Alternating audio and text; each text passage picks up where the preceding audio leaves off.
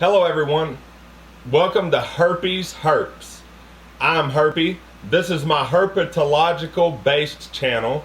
Herpetology is a branch of zoology pertaining exclusively to the study of reptiles. More specifically, this series is about the leopard gecko. We're going to cover everything leopard gecko from A to Z. The first thing that any responsible pet owner should do is have their cage set up prior to getting their leopard gecko. So for our first video, we're going to do a basic leopard gecko cage setup. This is going to show you everything that is absolutely required in the basic husbandry of leopard geckos. So if it's leopard geckos that you're into, go ahead and hit that subscribe button so you get future notifications on my channel. For this first video, let's just go ahead and jump into the leopard gecko cage setup. Before we get into the cage setup itself, I would like to note a couple of things. One thing is that wherever you decide you're going to cage your leopard gecko, there should be an outlet, like I have right here. This is going to be for your heat mat. The second thing is that you have some type of a rack or shelf to put your cage on. I have chosen to go with this 3-shelf bookcase, $20 at my local Walmart, and I can store my extra substrate, my water, my calcium, whatever I need to keep handy nearby, just so that I can properly care for my leopard gecko. So come on in for a closer look at what I got. Alright guys, for this setup we are going to be using a 10-gallon aquarium. I'm going to have a items list with the total cost at the end of the video. For now I'll just go over each item one at a time. The first item is the screen top. That was $10. The next item is a heat mat thermostat. This will ensure that my hot side is kept to an ideal 91 degrees Fahrenheit. The most important thing about leopard geckos is having a hot and cold side. They have to, like all reptiles, thermoregulate their body temperature. So they will have to go from the hot side to the cool side to cool down, and vice versa, from the cool side to the hot side to warm up. This thermostat was $30. There is a cheaper option. You can actually go to your local hardware store and get a lamp dimmer switch and a simple digital thermometer with a probe. One thing to keep in mind with these thermostats is that some of them, in the event of a power outage, will reset to a default setting. This one's default setting is 80 degrees, which is fine. Some default to a higher setting, so be careful with that. We have a worm dish, a feed dish rather. We have our calcium and vitamin mix supplement. This is a smaller food dish because I am getting a baby leopard gecko. For my terrarium, I will be going with the smaller food dish to start. This is what I'm going to use for the moist hide. Whenever it comes to these moist hides, I just went with something I found at my local dollar store. I got these two for 99 cents. Guys, this is going to be the nastiest item in your terrarium. This will get funky, and you're eventually going to want to be able to throw it away. So there's no need to go with the fancy moist hides. Just get something cheap because you will throw it away. This is our heat mat. I'm using a 6 by 8 inch heat mat for this 10-gallon aquarium. The heat mat was $15. This is forest plume moss. This is the medium that's going to hold our moisture into our moist hide. This was $8. Here's 2 dry hides. I got this one for $5. It's an Exoterra. And then I got this one for $10. It's just decorative. I got it from Walmart. The leopard geckos really don't care if it's a jungle or desert setting. All that matters for them is their climate control is proper. So as far as that, it's just aesthetics and whatever you want to look good for your own visual need. And lastly, this is the water dish. The water dish was about $5. And then, of course, the 10-gallon aquarium itself. The 10-gallon aquarium cost me $13 at Walmart. Okay, guys, let's go ahead and set this aquarium up. The first thing we're going to grab is our heat mat. And again, this is a 6x8 heat mat. It costs $16 at my local pet store. Whenever we put this heat mat on, we have to put this on one side of the aquarium. We do not want to put it in the middle. We want it far to one side. This is so that we have a hot side and a cold side. We want our hot side, the hottest maximum degrees that the leopard gecko would want, which would be 91 degrees, so that he can heat up to the temperature that he needs to metabolize his food and grow and everything he needs to do. So we'll put this just on the one side, and then that way, if he gets too hot, he can thermoregulate by going back and forth, and he can go to that cool side and cool off. For bottom mounted heat pads, these spacers have been provided, and these are little feet that are gonna want to go on the four corners of the aquarium, just so that it is up off of the bookshelf, and it reduces the risk of a fire hazard or anything. You don't want that heat mat to be sandwiched between your aquarium and your bookshelf. This will give a little airflow below the heat mat. I'm going to go ahead and apply these to the four corners of the aquarium. These are self-adhesive, so they simply just stick on each corner of the aquarium like so. Now we've got our heat mat applied to the side of our aquarium on the same side that our outlet for our thermostat is on. We'll go ahead and stand the aquarium up. Now we're going to install our thermostat. This is the probe that's actually going to detect the temperature. You're going to want to put this probe right on the ground of the aquarium, on the hot side, directly in the center of the heat mat.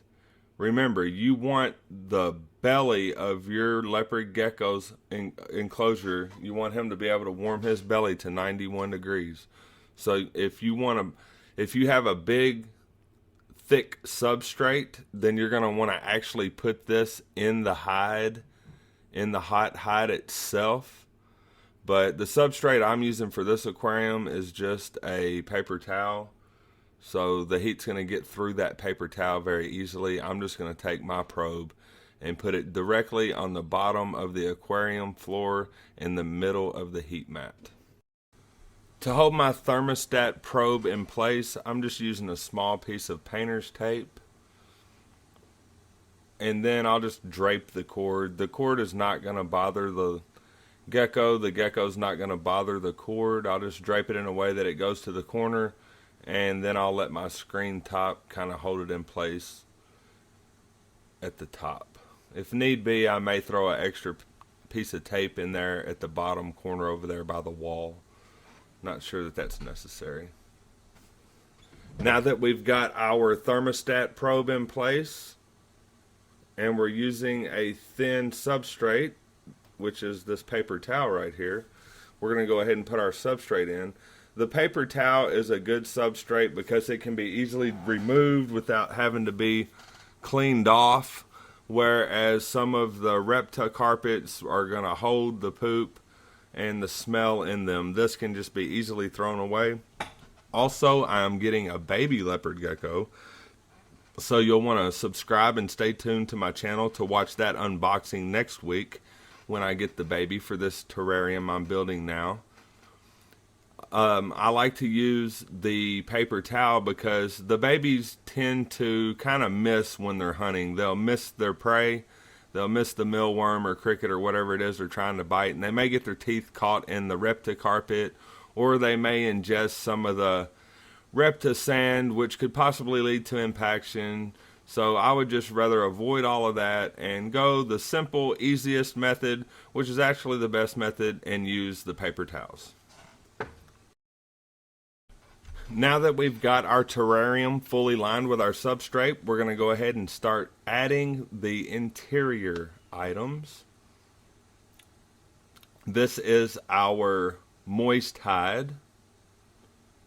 I'll do a separate video on building a moist hide, on how to put the medium and get the medium to the proper moisture and everything, in a complete video of its own titled Moist Hide or Complete Moist Hide or something like that.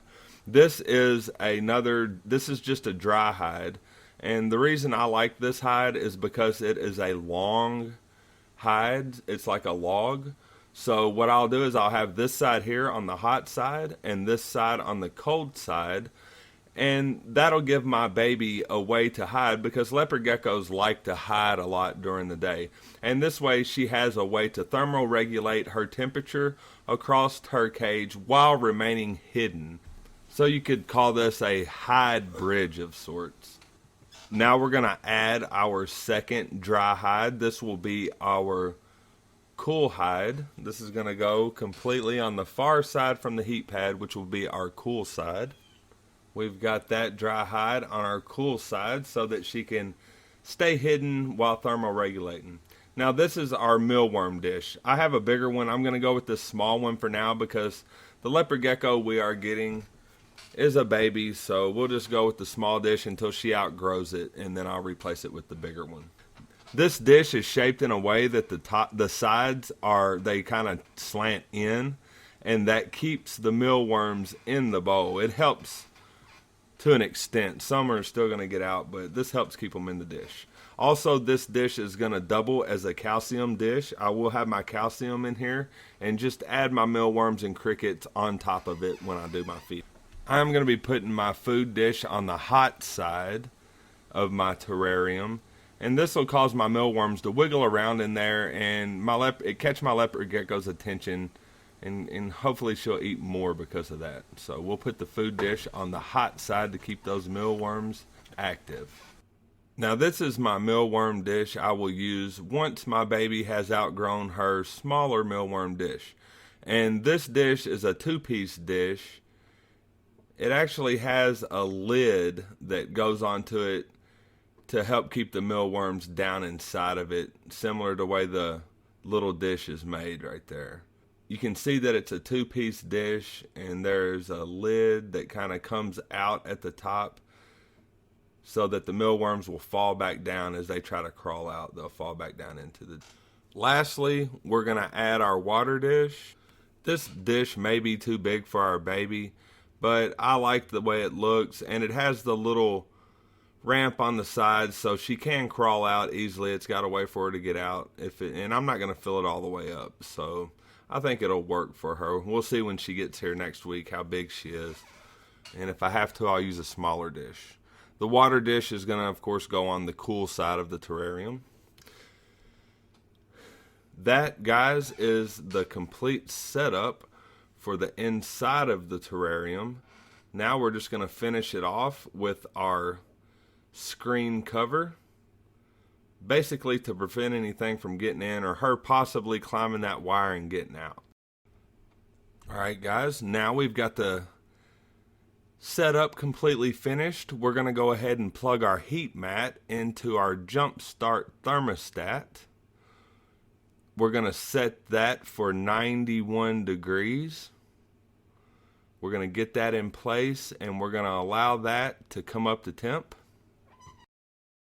Okay guys, we have now let our tank set for approximately 30 minutes, and we are getting a readout of 92 degrees on the jump start thermostat. What we want to do now is we want to double check our temperature inside on the hot side. So I have an infrared thermometer. This is gonna just work as a double check system to make sure that my jump start thermostat is giving me an accurate readout.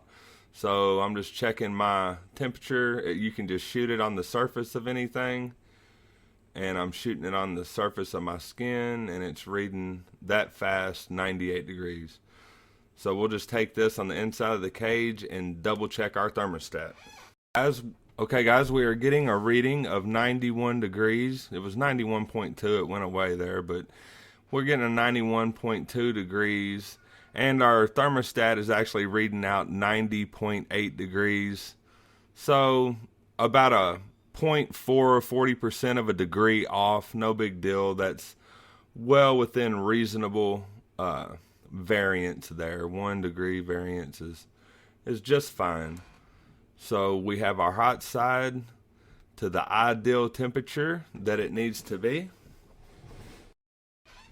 And that is it, guys. This Leopard Gecko cage setup is complete. Now all we need to finish it off is the Leopard Gecko itself. So that video will be coming up next week. I'll be doing an unboxing video of my new baby Leopard Gecko. I'm not going to reveal her morph just yet, but she is a really nice Leopard Gecko, and I'm going to be honored to own her. So just stay tuned. Make sure you subscribe my channel for future updates. Let me know in the comments section down below if this video was helpful for you. If you liked the video, please give me a thumbs up. And there's the setup, guys. Thank you for watching my video. This is Herpy, and I'll talk to you next time.